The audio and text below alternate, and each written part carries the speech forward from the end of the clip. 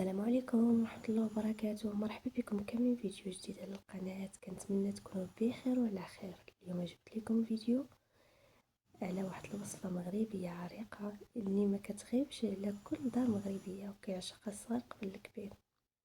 اكيد كنهضر على سيد المائدة، البغرير. كنتمنى منكم تكملوا معايا الفيديو من اول حتى الاخير باش نقول لكم واحد المكون اللي كيخليه يجي هكاك مثقب بحال الشهدة.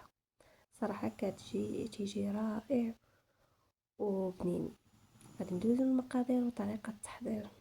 هنايا في الخلاط او الميكسور او اي اناء تقدروا نتوما اللي موجود عندكم تقدروا تستعملوه. كناخذ كاس كبير ديال السميده هذيك الرقيقه ديال الحرشه البسبوسه والبغرير، كنزيد عليه واحد نص كاس تقريبا. كنزيد الماء كاس ونص تقريبا حتى هو،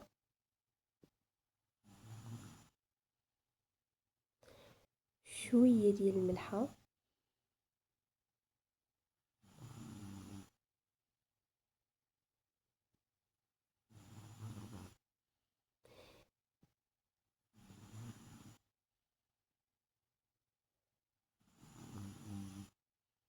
شويه ديال خميره الخبز على حسب الجو عندكم. الا كان الحال سخون زيدوا شويه، الا كان الحال سخون نقصوا نقصوا شويه الخميره. اما الا كان الحال بارد كيف ما عندي انا الحال بارد راني شويه كثرت الخميره باش يخمر. هنا كناخذ 2 معالق ديال الدقيق الابيض. هنايا الخل المكون اللي كيخليه يجي مثقب وكيجي بحال الشهده تبارك الله ما شاء الله. يعني هذا من وليت كنديرو الصراحه البغرير كان ولا كيجي حسن من قبل.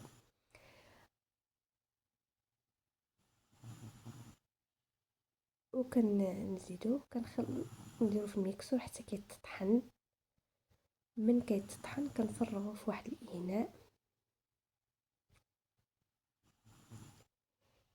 كنديرو ديك شويه الخميره ديال الحلويات، واحد الخنيشه من وزن 15 غرام، ولكن ما كنديرهاش كامله. كنخلي واحد شويه في الخنيشه باش ما تجيش المذاق ديال الخميره مجهده في البغرير.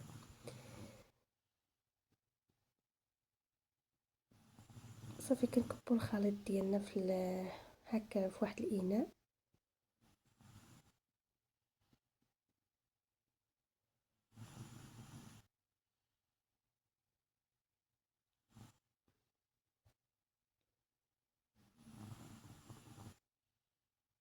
وكنزيد عليه ديك الخنيشه كما قلت لكم.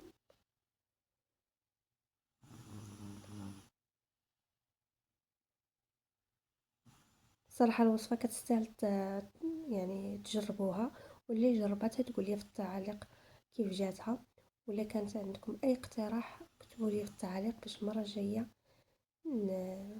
ندير باقتراحاتكم. صافي كنخلط بسميتو بالطراب اليدوي هكا بالزربه. كتخلطي صافي كتخليها ترتاح تقريبا ما بين 10 دقائق حتى ل20 دقيقه. انا ما خليتها الصراحه كترتاح ما كاملاش 15 دقيقه هكاك. كنت بديت كنطيب فيه.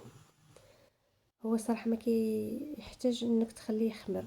الطريقه اللي كندير لي انا دغيا بيه فيه كيف ما تنقولوا. صافي كنخليه هكا، كنغطيها بشي حاجه ضروري. صافي نخليه يرتاح واحد شويه. شوف الخليط كيف تيجي ما ثقيل ما جاري، يعني بين وبين. من كيطلع في هذيك بحال شويه كيخمر لينا كيولي شويه ثقيل. كنخلطوا هذا الخليط هكا، كنخلط من الجناب يعني مزيان حتى تحيد منه ديك الكشكوشه وديك الفقاعات اللي كانوا.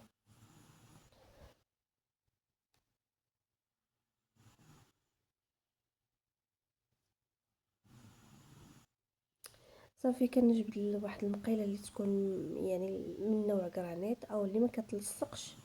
انا عندي عاديه. كنبدا نطيب وحده بوحده حتى تنسالي الكميه اللي عندنا. اني ساليت هنا الكميه اللي عندي الصراحه حتى كلينا شبعنا. عاد تفكرت بالله ما صورتش لكم الفيديو في الاخر، يعني الكميه ديال البغرير اللي حطات. البغري هكا كيجي يعني كالشهدة كيجي رائع جدا. كنتمنى انكم تجربوه الصراحه، من الوصفات اللي خاصكم تجربوه خصوصا في هذا سيدنا رمضان. آه هنا انا كان صراحه كنفضلو انه نسقيه هكا بالزبده والعسل. كان في واحد الاناء يعني كندير فيه واحد الكميه ديال العسل وشويه ديال الزبده، كنخلي فوق العافيه حتى كتذوب.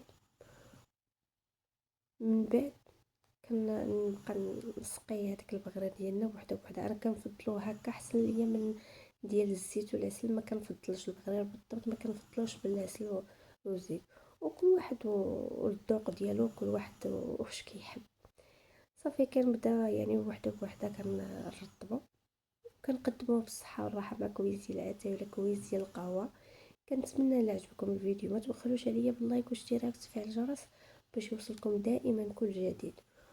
ولا كان عندكم اي اقتراح اكتبوه لي في التعاليق، ونتلاقاو ان شاء الله فيديو جديد، والى اللقاء.